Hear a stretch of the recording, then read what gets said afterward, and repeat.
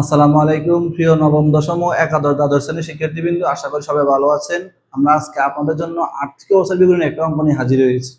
আজকে যে অঙ্কটা সমাধান করব, এই অঙ্কটি হচ্ছে ঢাকা বোর্ড 2024 সালের 1 নম্বর প্রশ্নের সমাধান করব। আশা করি সবাই মনোযোগ সহকারে সম্পূর্ণ ভিডিও দেখবেন। তাহলে শুরু করি আমাদের আজকের ক্লাস। যারা যারা আমাদের পূর্বে দুটি বেসিক ভিডিও দেখেন না, তারা আমাদের ইউটিউব চ্যানেল অথবা ফেসবুক পেজ থেকে বেসিক ভিডিওগুলো দেখে নেবেন। আর আমাদের বেসিক ছাড়া তো আপনি অঙ্ক করতে পারবেন না, কিছু তো বেসিক বুঝতে হবে, তারপর আপনি অঙ্ক করতে হবে। তাহলে আমাদের বেসিক ক্লাসে প্রথম আমরা কি বলছি, আমাদের প্রশ্ন চিনতে হবে। প্রথম কাজ, উদ্দীপক দেখে আপনাকে প্রতিষ্ঠান চিনতে হবে, প্রতিষ্ঠানটা কোন ধরনের। তাহলে আমাদের আজকের অঙ্কের প্রতিষ্ঠান হচ্ছে উৎপাদনকারী প্রতিষ্ঠান। আমরা বলছি উৎপাদনকারী প্রতিষ্ঠান, শ্রেণীর উপায় হচ্ছে এখানে ক্রয় বিক্রয়, সরাসরি ক্রয় বিক্রয় লেখা থাকবে। তাহলে আমাদের অঙ্কের মধ্যে ক্রয় বিক্রয় দেওয়া আছে। তারপর হচ্ছে যদি আমরা প্রতিষ্ঠান চেনা শেষ, এরপর হচ্ছে মনে রাখ র্যামিলের যে সমন্বয় থাকে, এটা থাকে কি হবে, পার্সেন্টেজ আকারে থাকে, মাস লেখা থাকে, উল্লেখ করা থাকে। এটা হচ্ছে কি র্যামিলের সমন্বয়, এটাকে বলা হয় অদৃশ্যমান সমন্বয়। তারপর হচ্ছে অন্যান্য তত্ত্ব তো সমন্বয় আমরা জানি, এগুলো সমন্বয় থাকে। মনে রাখবেন প্রত্যেকটা সমন্বয় বিশদায় বিবরণিত কাজ করতে হবে, আর্থিক অবস্থার বিবরণিত কাজ করতে হবে। তাহলে সময় নষ্ট না করে আমরা শুরু করি আমাদের আজকের অঙ্কের ক নম্বর বলছে প্রাপ্য হিসাবে নিট আদায়যোগ্য টাকার পরিমাণ নির্ণয় করা বা নিট প্রাপ্য হিসাবের পরিমাণ। এটাও একটা প্রশ্ন হয়। এই দুটো প্রশ্ন সেম, নিট প্রাপ্য হিসাব বা প্রাপ্য হিসাব হতে আদায়যোগ্য, নিট আদায়যোগ্য টাকার পরিমাণ নির্ণয় করো। দুটো প্রশ্ন ঘুরি ফিরি এক কথায়, মানে আমাদেরকে বলছে নিট প্রাপ্য হিসাবটা বাড়ি করার জন্য। এখন আমাদের প্রাপ্য হিসাব নিয়ে কি কি কাজ করতে হবে এটা আমাকে জানতে হবে। মনে রাখবেন প্রাপ্য হিসাবের সাথে যদি প্রতিষ্ঠানটা উৎপাদনকারী প্রতিষ্ঠান হয়, কি প্রতিষ্ঠান, উৎপাদনকারী প্রতিষ্ঠান হয়, সেই ক্ষেত্রে প্রাপ্য হিসাব যোগ ধারে বা অলিখিত বিক্রয় যোগ করতে হবে।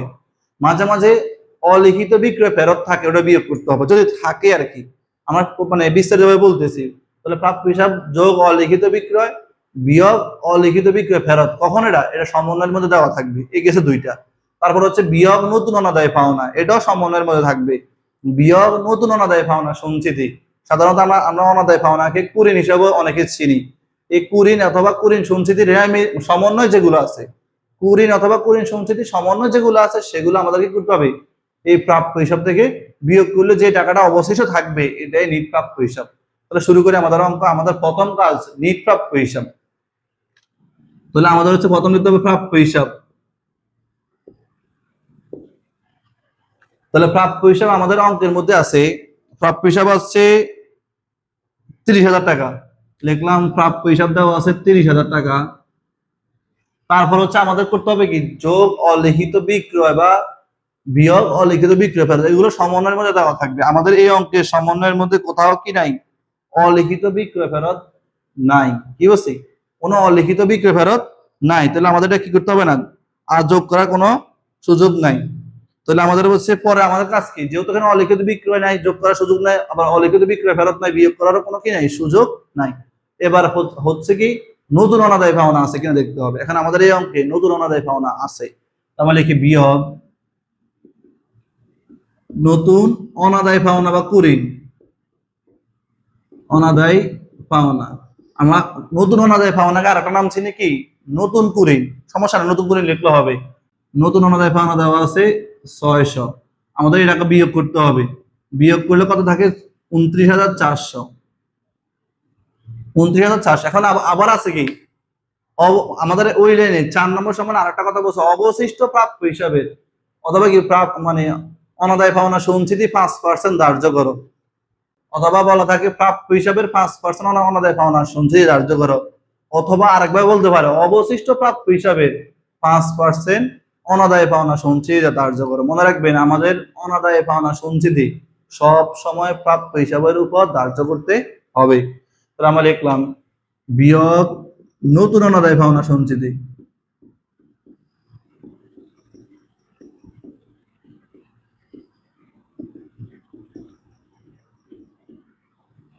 তাহলে আমাদের এই যে নতুন অনাদায় পাওনা সঞ্চিতি, এটা কার থেকে ধার্য করতে হবে, এটা ধার্য করতে হবে এই যে 29,400 টাকা আছে, এটার 5%। 29,400 গুণ 5%, 29,400 টাকার 5% হচ্ছে 1,470 টাকা। এটা বিয়োগ করতে হবে এই টাকা থেকে। এটা আমাদের কি করতে হবে, বিয়োগ করতে হবে। বিয়োগ করলে আমাদের হয় হচ্ছে 0, 3 হাতে হচ্ছে 1, 4 1 5, 14 5 হাজার থেকে 9 হাতে রয়েছে 1, 1 এর 2, 9 থেকে 2 লাগাতে 7, হাতে নাই 27,930 টাকা। মানে আমাদের উত্তর হচ্ছে 27,930, 27,930 টাকা আমাদের নিট প্রাপ্য হিসাব, বা প্রাপ্য হিসাব বলতে আধাযোগ্য টাকার পরিমাণ। আশা করি সবাই ক নাম্বারটা বুঝতে পারছেন। হচ্ছে খ নাম্বার বলছে উক্ত প্রতিষ্ঠানের বিশদ বিবরণী প্রস্তুত করে পরিচালন মুনাফা বা ক্ষতি নির্ণয় করার জন্য। মানে আমাদের খ নাম্বার প্রশ্ন বলছে নিট মুনাফা নির্ণয় করতে বলে নাই, শুধুমাত্র বলছে পরিচালন মুনাফা বা ক্ষতি নির্ণয় করার জন্য। আমরা আমাদের বেসিক ক্লাস প্রথম বেসিক ক্লাসে বলে দিচ্ছি কিভাবে নিট মুনাফা বাইর করবেন। নিট মুনাফার আগে আমাদের করতে হয় কি পরিচালন মুনাফা বা ক্ষতি, তারপর অন্যান্য আয় অন্যান্য ব্যয় যোগ বিয়োগ করলে আমাদের কি বাইর হয় নিট মুনাফা বাইর হয়। তাহলে আমাদের একবার প্রথম থেকে নিট বিক্রয় থেকে শুরু করে নিট বিক্রয় বাদ বিক্রিত পণ্যের ব্যয় খতম করতে হবে, নিট বিক্রয়, তারপর বিয়োগ করতে হবে বিক্রিত পণ্যের ব্যয়, বাইর হবে মোট মুনাফা, তারপর পরিচালন ব্যয় বাদ দিতে হবে। পরিচালন ব্যয় বাদ দিলে যে টাকাটা বাইর হবে সেটা কাজে আমাকে বলছে এই অঙ্কে করার জন্য। তাহলে আমরা সরাসরি বিক্রয় চলে যাই। তাহলে আমাদের এই অঙ্কে বিক্রয় দেওয়া আছে, লিখলাম বিক্রয়। এই অঙ্ক বিক্রয় দেওয়া আছে কত টাকা? আমাদের অঙ্ক বিক্রয় দেওয়া আছে 1,54,000 টাকা। মনে রাখবেন বিক্রয় টাকা সব সময় এই ঘরে লিখবেন। যদি সমন্বয় না থাকে একটা এন্ট্রি বিক্রয়, তাহলে 3 নম্বর ঘরে দিয়ে দিবেন। এখানে বিক্রয় নিয়ে কাজ আছে, যেমন লিখে 1,54,000 টাকা। এখন বিক্রয় নিয়ে সমন্বয় থাকে কি ওই যে অলিখিত বিক্রয় বা ধারে বিক্রয় থাকে, অলিখিত বিক্রয় ফেরত থাকে, এগুলো যোগ বিয়োগ করতে হয়। কিন্তু এই অঙ্কে কি বলছে? এই অঙ্কে আমাদের হচ্ছে 3 নম্বর সমন্বয় বলছে বিক্রয়ের মধ্যে 5,000 টাকার আসবাবপত্র বিক্রয় অন্তর্ভুক্ত আছে। মনে রাখবেন কোন একটা হিসাবের মধ্যে যদি অন্য কোনো হিসাবের টাকা অন্তর্ভুক্ত থাকে, যার মধ্যে অন্তর্ভুক্ত আছে তার থেকে ওই টাকাটা বিয়োগ করে বাইর করতে হবে। তো যদি বলছে বিক্রয়ের মধ্যে অন্তর্ভুক্ত আছে কোন টাকা? আসবাবপত্র বিক্রয়ের টাকা, তাহলে আমরা লিখি বিয়োগ আসবাবপত্র বিক্রয়।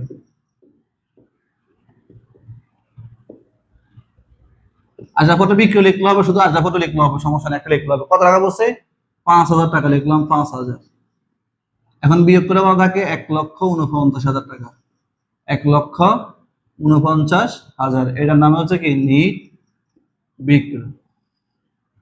তাহলে আমাদের এই অঙ্কের নিট বিক্রয় হয়েছে কত? 1,49,000 টাকা। এরপর আমার কি করতে হবে? বাদ কি বিক্রিত পণ্যের ব্যয়, লিখলাম বাদ বিক্রিত পণ্যের ব্যয়, বিক্রিত পণ্যের ব্যয়। এখন আবার মনে রাখেন আমরা আমাদের বেসিক ক্লাসে বলছি বিক্রিত পণ্যের ব্যয়টা কিভাবে বাইর করবেন। বিক্রিত পণ্যের ব্যয় একটা সূত্র আছে, প্রারম্ভিক মজুত পণ্য যোগ নিট ক্রয় যোগ ক্রয় সংক্রান্ত খরচ বিয়োগ সমাপনী মজুত পণ্য। আমাদের হচ্ছে কি প্রারম্ভিক মজুত পণ্য প্রথমে, প্রারম্ভিক মজুত পণ্য। মানে আমাদের এই অঙ্কের মধ্যে কোনো কি নাই, ক্রয়ের সাথে কোনো এন্ট্রি দেওয়া নাই, কি নাই ক্রয়ের সাথে কোনো এন্ট্রি দেওয়া নাই। প্রারম্ভিক মজুত পণ্য দেওয়া আছে হচ্ছে 43,000 টাকা। প্রারম্ভিক মজুত পণ্য 2 নম্বর কলমে লিখতে হয়। যোগ ক্রয়, যেহেতু ক্রয়ের সাথে মানে কোনো সমন্বয় দেওয়া নাই, তাহলে এটাই নিট ক্রয়, অথবা শুধু ক্রয় লিখলে হবে। ক্রয় দেওয়া আছে কত? ক্রয় হচ্ছে 70,000 টাকা। কত? 70,000, লিখলাম 2 নম্বর কলম। যে যে এন্ট্রির মধ্যে সমন্বয় থাকবে বিক্রয় ব্যতীত সকল এন্ট্রি প্রথম কলমে লিখতে হবে। বিক্রয় শুরু করতে হবে যদি সমন্বয় থাকে 2 নম্বর কলম, সমন্বয় নাই 3 নম্বর কলম। আর সকল এন্ট্রি সমন্বয় থাকলে প্রথম কলম, সমন্বয় না থাকলে দ্বিতীয় কলম। আশা করি বুঝছেন। তাহলে এরপর বলছে কি প্রারম্ভিক মজুত পণ্য যোগ নিট ক্রয়। ধরেন এটা আমাদের নিট ক্রয়, এটাই নিট ক্রয়, কারণ এখানে কোনো সমন্বয় দেওয়া নাই। এরপরে করতে হবে কি যোগ ক্রয় সংক্রান্ত খরচ, বা আমরা সাধারণত জানি প্রত্যক্ষ খরচ। এই প্রত্যক্ষ খরচ আর একটা নাম হচ্ছে ক্রয় সংক্রান্ত খরচ। কোনগুলো? মজুরি, শুল্ক, ডক চার্জ, জাহাজ ভাড়া, ক্রয়, পরিবহন। ঠিক আছে, তাই আমাদের আমাদের এই অঙ্কে কোনো কিছু আছে? এই অঙ্কে আমাদের হচ্ছে আমাদের এই অঙ্কে একটা পরিবহন দেওয়া। মনে রাখবেন যদি শুধু পরিবহন থাকে, শুধু পরিবহন থাকে, ওটা বুঝতে হবে ক্রয় পরিবহন। যেহেতু পরিবহন দেওয়া আছে লিখলাম যোগ পরিবহন, যোগ পরিবহন। তাহলে আমাদের অঙ্কে আমাদের কি আছে? ক্রয় সংক্রান্ত একটা খরচ আছে, নাম হচ্ছে পরিবহন। টাকা হচ্ছে কত? টাকা হচ্ছে 2,000, লিখলাম পরিবহন। যেহেতু একটা এন্ট্রি 2,000 টাকা লিখে দিলাম, পরিবহন কত? 2,000। এরপরে আমাদের আর কোনো এন্ট্রি দেওয়া নাই, সমন্বয় কিছু দেওয়া নাই, ক্রয় সংক্রান্ত খরচ বা প্রত্যক্ষ খরচ নেই। তাহলে আমরা এগুলো যোগ, এই তিনটা যোগ করি। 1,13,000, 1,15,000, 1,15,000 বিয়োগ সমাপনী মজুত। লাস্টে কি করতে হবে? সমাপনী মজুত পণ্য কি করতে হবে? বাদ দিতে হবে। এখন আমাদের সমাপনী মজুত পণ্যের মূল্য দুইটা দেওয়া আছে। কয়টা দেওয়া আছে? একটা হচ্ছে মূল্যায়নকৃত মূল্য, আর একটা হচ্ছে বাজার মূল্য। অনেক সময় লেখা থাকে ক্রয় মূল্য আর বাজার মূল্য। কোন মূল্য দেওয়া আছে আমরা জানার দরকার নেই। কি বলছে, কোন মূল্য দেওয়া আছে আপনার জানার দরকার নেই। মনে রাখবেন, দুইটা মূল্য দেওয়া থাকলে যে মূল্যটা ছোট সেটাই আমরা খাতায় লিখবো। কি বলছি, যখন সমাপনী মজুত পণ্যের দুইটা মূল্য দেওয়া থাকবে, আপনার যে মূল্যটা কম, মানে দুইটার মধ্যে যে মূল্যটা ছোট আমরা ওইটাই খাতায় লিখবো, যে মূল্যটা বড় হয় সেটা কোথাও আসবে না, এটা মনে রাখবেন। তো লিখলাম বিয়োগ সমাপনী মজুত পণ্য দেওয়া আছে একটা 25, একটা দেওয়া আছে 20, কোনটা লিখবেন, মাত্র 20,000 টাকা লিখবেন, লিখলাম 20,000। তাহলে এখানে বিয়োগ করলে আমাদের যে টাকাটা হবে এটা হচ্ছে কি বিক্রিত পণ্যের ব্যয়, কত হয়, শুধুমাত্র 95,000 টাকা হয়, 95,000 টাকা। এই টাকা থেকে এটা বাদ দিলে কি হবে, মোট মুনাফা কি বাইর হবে, মোট মুনাফা। তাহলে আমাদের 95,000 টাকা 1 লক্ষ, তাহলে 1 লক্ষ এখানে কত হয়েছে, 54,000 টাকা হয়, কত, এই 54,000 টাকা হচ্ছে আমাদের কি মোট মুনাফা। 1,49,000 টাকা থেকে 95,000 টাকা বাদ দিলে কি হয়, 54,000 টাকা। তাহলে আমাদের মোট মুনাফা বের হয়েছে, আমাদের বাইর করতে বলছে কি পরিচালন মুনাফা বা ক্ষতি বাইর করার জন্য বলছে। আমরা লিখি আবার বাদ পরিচালন ব্যয়, পরিচালন ব্যয়। এখন পরিচালন ব্যয় কোনগুলা, আমাদের পরিচালন ব্যয়ের মধ্যে প্রথম হচ্ছে বেতন। মনে রাখবেন র্যামিল যেটা পড়বেন দেখবেন ওইটা নিয়ে কোনো সমন্বয় আছে কিনা, সাথে সাথে সমন্বয়টা একসাথে লিখে দিবেন। আপনি একবার র্যামিল খুঁজবেন, একবার র্যামিল গুলো লিখবেন, আবার সমন্বয় গুলো লিখবেন, তাহলে একটু ভুল হওয়ার সম্ভাবনা থাকে। আমরা যে অ্যান্টিটা র্যামিলে ভাবো পরিচালন ব্যয়, সেটা আবার সমন্বয় দেখবো র্যামিল মানে সমন্বয় আছে কিনা, মানে ওই নামে কোনো সমন্বয় আছে কিনা। তাহলে বেতন, বেতন নিয়ে কোনো সমন্বয় নাই, সরাসরি লিখে দিই বেতন। সরাসরি বেতন হচ্ছে আমাদের টাকা দেওয়া আছে 5,000, লিখলাম বেতন হচ্ছে 5,000। এরপরে হচ্ছে পরিবহন, তো আমাদের মানে প্রত্যক্ষ খরচ চলে আসছে, প্রদ হিসাব প্রাপ্য হিসাব নাই, ভাড়া হিসাব, তাহলে ভাড়া একটা আছে। তাহলে লিখলাম এই যে ভাড়াটা আমাদের কোন দিকে আছে, ভাড়াটা আমাদের হচ্ছে ডেবিট দিকে আছে, কোন দিকে আছে, ডেবিট। তাহলে যে ভাড়া ডেবিট সেটা হচ্ছে মানে ব্যয়, সেটা কি পরিচালন খরচ, দেখলাম ভাড়া। ভাড়া হচ্ছে কত টাকা, 12,000 টাকা, ভাড়া হচ্ছে কত, 12,000। আমাদের পরে একটা সমন্বয় আছে উপভাড়া নিয়ে, মনে রাখবেন উপভাড়াটা হচ্ছে আমাদের আয়, এটা ব্যয় না। উপভাড়াটা কি আয়, এটা ব্যয় না। র্যাম মিলে কোনো উপভাড়া নেই, কিছু নাই, কিন্তু সমন্বয় দিয়ে দিচ্ছে উপভাড়া, সমস্যা নাই, আমার সমন্বয় যে কাজ করতে হবে। তারপর আছে কর ও অভিকর, লিখলাম কর ও অভিকর, এটা কি পরিচালন ব্যয়, কর ও অভিকর। কর ও অভিকর কত আছে, কর ও অভিকর হচ্ছে 2,000 টাকা, লিখলাম কর ও অভিকর 2,000। তাহলে আমাদের র্যামিল আর কোনো পরিচালন ব্যয় নাই। এবার আমরা সমন্বয় যাই, সমন্বয় যেগুলো লিখি নাই সেগুলো তো লিখতে হবে। আমরা সমাপনী মজুত পণ্য এখানে লিখছি, এই যে এখানে লিখছি সমাপনী মজুত পণ্য, এটা কাজ শেষ। তারপর হচ্ছে উপভাড়া বকেয়া রয়েছে, এটা আমাদের অন্যান্য আয়, এটা এখানে আসবে না। পরে হচ্ছে বিক্রয়ের মধ্যে 5,000 টাকা আসবাবপত্র বিক্রি অন্তর্ভুক্ত আছে, সেটা আমরা লিখছি এখানে, তাহলে এটা কাজ শেষ। তারপর হচ্ছে অনাদায়ী পাওনা, এই অনাদায়ী পাওনাটা পরিচালন ব্যয়, ঠিক আছে। আমাদের র্যামিলে কোনো অনাদায়ী পাওনা নাই, যেহেতু র্যামিলে কোনো অনাদায়ী পাওনা এবং অনাদায়ী পাওনা সঞ্চিতি নাই, এটা কোনো কাজ করতে হবে না। শুধু আমাদের কাজ হচ্ছে কি নতুন অনাদায় পাওনা কিনে কি করতে হবে, মনে রাখবেন নতুন অনাদায় পাওনা দুইটাই যোগ করতে হয়, কোথায়, পরিচালন ব্যয়ের মধ্যে দুইটাই যোগ করতে হয়, নতুন অনাদায় পাওনা এবং নতুন অনাদায় পাওনা সঞ্চিতি। মানে র্যামিল সমন্বয়ের মধ্যে অনাদায় পাওনা নিয়ে যে কথাগুলো থাকবে, নতুন অনাদায় পাওনা এবং নতুন অনাদায় পাওনা সঞ্চিতি, এটা পরিচালন ব্যয়ের মধ্যে যোগ হবে। আবার এই দুইটা কথা মানে সমন্বয়ে যে অনাদায় পাওনা এবং অনাদায় পাওনা সঞ্চিতি থাকে, এই দুইটা কথা আবার মানে আর্থিক অবস্থা বিবরণীতে সম্পদের পাশে 40 সম্পদের প্রাপ্য হিসাব থেকে বাদ যাবে, মানে যে দুইটা যোগ হয়েছে এই দুইটা আবার এখানে আসি বাদ যাবে, তাহলে এটা মনে রাখিয়ে। তাহলে আমাদের আছে কি শুধু নতুন অনাদায় পাওনা আছে, নতুন অনাদায় পাওনা শুনতে আমরা কত বাইর করছি, লিখলাম নতুন অনাদায় পাওনা সরাসরি দেওয়া আছে যোগ নতুন অনাদায়ী পাওনা সঞ্চিতি, আমরা সংক্ষেপে লিখলাম। এই নতুন অনাদায় পাওনা সঞ্চিতি আমরা কতে বাইর করছি, কি বলছি, কতে বাইর করছি। আমাদের টাকা ছিল 1400 মানে 1,470, লিখলাম 1,470, এই দুটো যোগ করলে হয় 2,070 টাকা, 2,070 টাকা হয়। এখন আমাদের আর কোনো কিছু আর কিছু আছে, আচ্ছা আর একটা জিনিস আছে, ওইটা হচ্ছে কি, ওইটা হচ্ছে আসবাবপত্রের অবস্থা, মানে সম্পদের অবস্থা বাইর করতে হবে। কি করতে হবে, আসবাবপত্রের অবস্থা বাইর করতে হবে। তাহলে আমরা একটু উপরে হেডলাইনটা মুছে দিই, ঠিক আছে, যেহেতু জায়গাটা একটু কম আছে। তাহলে আমরা এখান থেকে একটু মুছে দিই, আমাদের কাজ করতে হবে কি আসবাবপত্রের অবশ্যই। নিচে এই কথাটা আমরা এখানে লিখতেছি, এখানে কথাটা আমরা উপরে লিখি অবচয়। এখন আমাদের আসবাবপত্রের মূল্য কত ছিল? আমাদের আসবাবপত্রের মূল্য আছে 60,000। সেখানে বলছে আসবাবপত্রের কিছু টাকা আমরা বিক্রি করে দিয়েছি, কিন্তু সেটা আমাদের আসবাবপত্রের সাথে অন্তর্ভুক্ত ছিল না, বিক্রয়ের মধ্যে অন্তর্ভুক্ত ছিল। সেটা আবার আসবাবপত্র থেকে বাদ দিতে হবে। তাহলে আমাদের আসবাবপত্রের মূল্য হচ্ছে 60,000, বিয়োগ গেছে আমাদের থেকে, লিখলাম বিয়োগ 5,000। বিয়োগ কত? 5,000। এই যে আমার মানে আসবাবপত্র ছিল 60,000, বিক্রি করছে কত? 5,000। এর বলছে কি, মানে আমাদের বলছে আসবাবপত্রের উপর 10% অবস্থা ধার্য করার জন্য। কয় পার্সেন্ট? 10%। লিখলাম গুণ 10%। তাহলে আমরা যদি এই টাকা থেকে এটা বাইর করি, আমাদের কত হয়? 5,500। মানে 55,000 টাকা 10% কত আসে? 5,500 টাকা। লিখলাম সরাসরি অবশ্যই এই বরাবর নিচে 5,500 টাকা। তাহলে আমাদের সমন্বয় শেষ, আর কোনো এন্ট্রি রেমিলও নাই, সমন্বয় নাই। এখন আমরা এগুলো যোগ করি, মানে আমাদের এই চারটা প্লাস এটা যোগ করে যে টাকাটা বাইরে হবে, এটা আমাদের কি পরিচালন মানে পরিচালন ব্যয়। আমরা যোগ করি হচ্ছে প্রথমে 5,500 যোগ 2,070 যোগ 12 দিয়ে 14, 19,000। আমরা একসাথে যোগ করে দিই, 19,000 হইলে হয় 26,570 টাকা। এটাকে বলা হয় কি?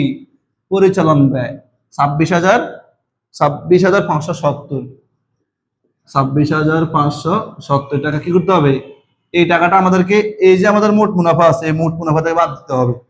আমাদের বলছে কি করার জন্য? পরিচালন মুনাফা বা ক্ষতি বাইর করার জন্য। শুধু এটা থেকে এটা বাদ দিলে, মানে মোট মুনাফা থেকে পরিচালন ব্যয়টা বাদ দিলেই পরিচালন মুনাফা বা ক্ষতি বাইরে যাবে। তাহলে আমরা এটা বাদ দিই। আমাদের ছিল কত? আছে পরিচালন ব্যয় 26,570, আর মোট মুনাফা আছে 54,000, বিয়োগ 54,000। বিয়োগ করলে আমাদের হয় 27,430 টাকা। তাহলে আমাদের কত বাইরে হয়েছে? 27,430। এটাকে বলা হয় কি? পরিচালন মুনাফা। পরিচালন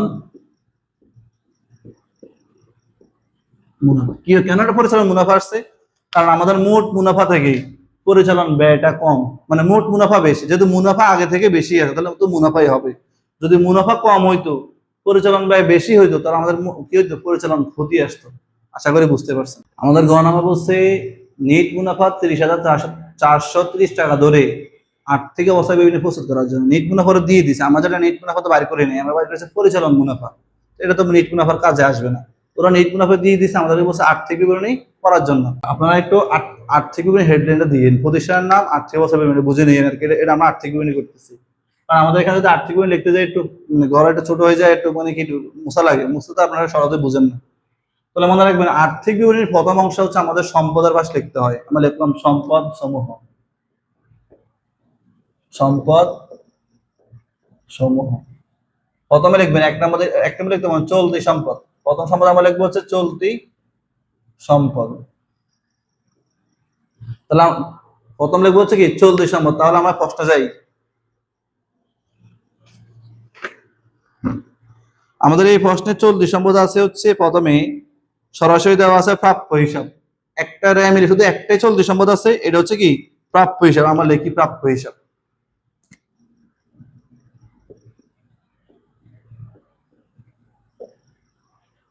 তাহলে হচ্ছে আমাদের প্রাপ্য হিসাবের পর হিসাব দিয়ে আবার দুইটা সমন্বয় আছে। সমন্বয় নাম্বার হচ্ছে 4, বলছে অনাদায় পাওনা 600 টাকা। এটা হচ্ছে নতুন অনাদায় পাওনা, এটা প্রাপ্য হিসাব থেকে বাদ দিতে হয়।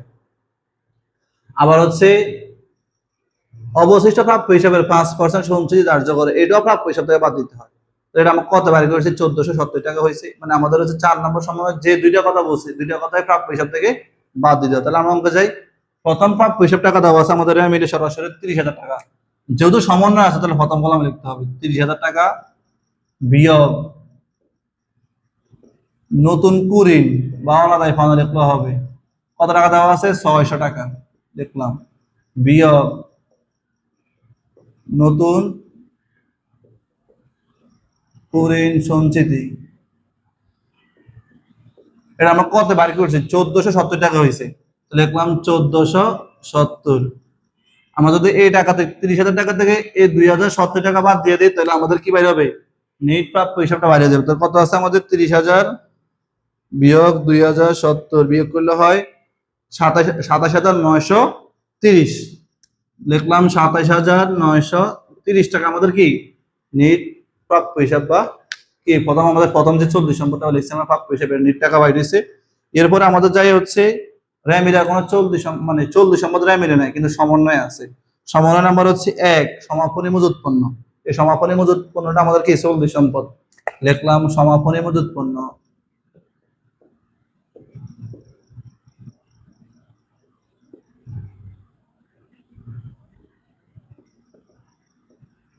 যেহেতু আমাদের সমাপনী মজুত পণ্য 2টা টাকা দেওয়া আছে, আমরা ছোট টাকাটা লিখবেন, যে টাকাটা কম ওই টাকা লিখবেন। কম টাকাটা হচ্ছে 20,000 টাকা, লিখতে হবে 20,000, লিখলাম 20,000। তাহলে আমাদের 1 নম্বর সমন্বয় চলতি সম্পদ ছিল, লিখছি। পরে হচ্ছে 2 নম্বর সমন্বয় উপবাড়া বকেয়া আছে। কি বলছে? উপবাড়া বকেয়া আছে। মনে রাখবেন যে আয়ের বকেয়া চলতি সম্পদ। তো আমরা লিখি বকেয়া উপবাড়া,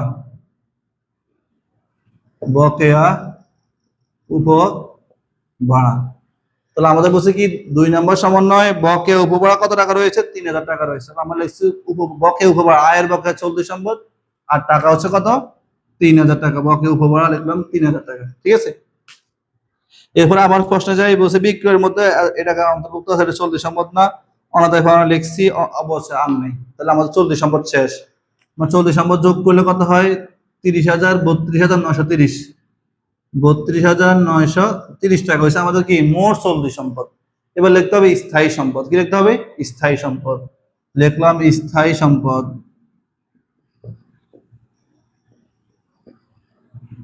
তাহলে আমাদের এবারে যে প্রশ্নটা যাই, প্রশ্ন বলছে কি স্থায়ী সম্পদ শুধু আমাদের একটাই আছে, আমি আসবাবপত্র। কি আছে? আসবাবপত্র আছে। আবার আসবাবপত্র নিয়ে সমন্বয় একটা আছে কি বিক্রয়ের মধ্যে আসবাবপত্র 5,000 টাকা অন্তর্ভুক্ত আছে। আর একটা সমন্বয় বলছে আসবাবপত্রের উপর 10% অবশ্য ধার্য করে। তো দুইটা সমন্বয় আছে। তাহলে আমরা যাই হচ্ছে কি আমাদের আসবাবপত্রের মূল্য দেওয়া আছে 60,000। কত টাকা দেওয়া আছে? লিখি আমাদের আসবাবপত্র 60,000। এটা নিয়ে সমন্বয় আছে, লিখলাম 60,000। যেহেতু একটা আসবাবপত্র নিয়ে একটা কাজ, যেহেতু স্থায়ী সম্পদ আমাদের একটা, কি বলছি? যেহেতু আমাদের স্থায়ী সম্পদ একটা, তাহলে আমরা 2 নম্বর কলমও লিখতে পারবো, সমস্যা নাই। 60,000 বিয়োগ বিক্রয়, মানে আসবাবপত্র বিক্রি করছেন কত টাকা? বিক্রি করছেন 5,000। আসবাবপত্র বিক্রি করা হয়েছে কত? 5,000। আর থাকে কত? 55,000। এই 55,000 টাকার অবস্থা বের করতে হবে, লিখতে হবে বিয়োগ পুঞ্জীভূত অবস্থা, পুঞ্জীভূত অবস্থা 55,000 গুণ 10%, আর থাকে কত? 5,500। তো থাকে 49,500, 49,500। এই টাকা দুটো যোগ করলে কত হয়? যোগ করে দেখি। যদি আমাদের আর কোনো স্থায়ী আর কোনো সম্পদ নাই, বিনিয়োগও নাই, কোনো অলিক সম্পদও নাই। সম্পদ চার প্রকার। একটা হচ্ছে চলতি সম্পদ, স্থায়ী সম্পদ, দীর্ঘমেয়াদী বিনিয়োগ, অলিক সম্পদ। তাহলে আমাদের এই অঙ্কে চলতি সম্পদ আছে, স্থায়ী সম্পদ আছে, কিন্তু বিনিয়োগও নাই, মানে অলিক সম্পদও নাই। তাহলে আমরা দুটো যোগ করি, 32,930 যোগ 49,500, 49,500, তো যোগ করলে হয় 82,430।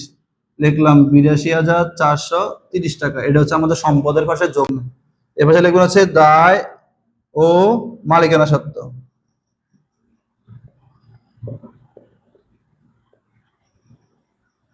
কি লিখছে? দায় ও মালিকানা সত্ত্ব। যেহেতু আমার লিখছে দায় ও মালিকানা সত্ত্ব, এবার আমাদের এখানে যেহেতু জায়গা নেই, আমরা এ পাশে গড় করি।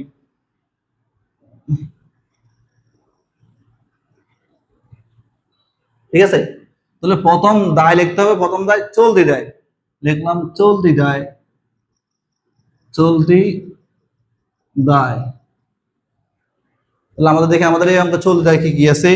আমাদের এই অঙ্ক চলতি দায় হচ্ছে প্রথমে মিলে আছে প্রদেয় হিসাব। প্রদেয় হিসাব নিয়ে কোনো সমন্বয় নাই, লিখলাম প্রদেয় হিসাব 3,600। তারপরে কোনো চলতি দায় নাই। এরপরে হচ্ছে আমাদের সমন্বয় যাই, আমাদের সমন্বয় হচ্ছে উপপাড়া কি আছে, লেখা শেষ, বিক্রয় অনাদায় পাওনা, আর কোনো চলতি দায় নাই। তো সরাসরি টাকাটা আমরা 3,600 এখানে লিখে দেন, যদি একটা এন্ট্রি 3,600। আমাদের এখানে কোনো দীর্ঘমেয়াদী দায় নেই। কি নেই? কোনো দীর্ঘমেয়াদী দায় নেই। তাহলে লিখতে হবে এবার মালিকানা সত্ত্ব। লিখলাম মালিকানা সত্ত্ব।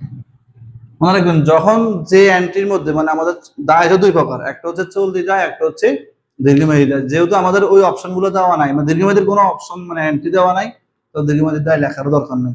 অনেকে কি করে দীর্ঘমেয়াদী দায় লেখি খালি রেখে দেয়, এত লেখার দরকার নেই, এত সময় নেই। তাহলে আমাদের মালিকানা সত্ত্বের প্রথম এন্ট্রি হবে মূলধন। তাহলে আমাদের এই অঙ্কে কি মূলধন আছে? হ্যাঁ, মূলধন ও উত্তোলন একসাথে দেওয়া আছে। মূলধন হচ্ছে 81,400। লিখলাম মূলধন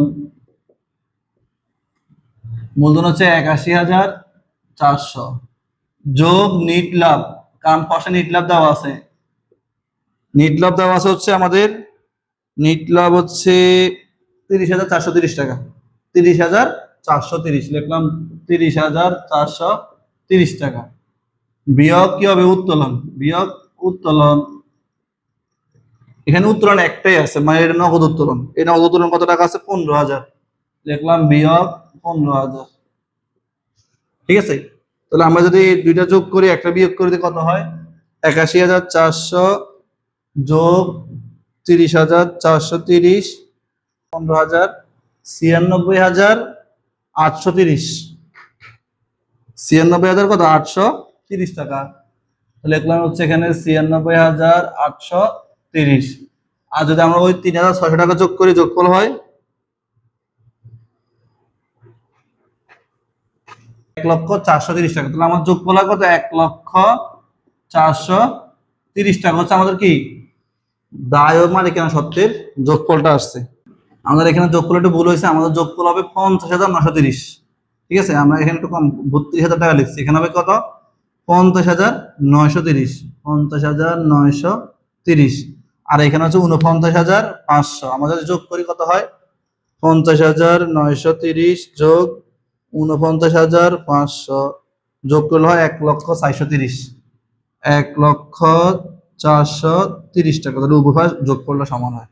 এই যে এখানে একটু মানে যোগফল একটু ভুল হয়েছে, এই জন্য একটু সমস্যা হয়েছে। আমাদের তাহলে কি হয়েছে? আমাদের সম্পদের আছে দুইটা সম্পদ, মানে দুইটা সম্পদের অপশন আছে, একটা হচ্ছে চলতি সম্পদ আর একটা হচ্ছে স্থায়ী সম্পদ। আর দায়ের অপশন আছে এখানে একটা। যদি এই অঙ্কে আমাদের দীর্ঘমেয়াদী দায় নেয়, তাহলে লেখার দরকার নাই। মালিকানা সত্ত্ব তো আমাদের এটাই হয়, মূলধন, নিট লাভ, কষ্ট উদ্দীপক দেওয়া আছে, আর উত্তোলন বাদ দিলে যেটা হবে এটাই। মানে আমাদের যদি এই যে সম্পদের যোগফলটা আর দায় প্লাস মালিকানা সত্ত্বের যোগফল হয়, তাহলে বুঝতে হবে আমাদের বিশদ আয় বিবরণী হয়েছে, আর্থিক অবস্থা বিবরণী হয়েছে।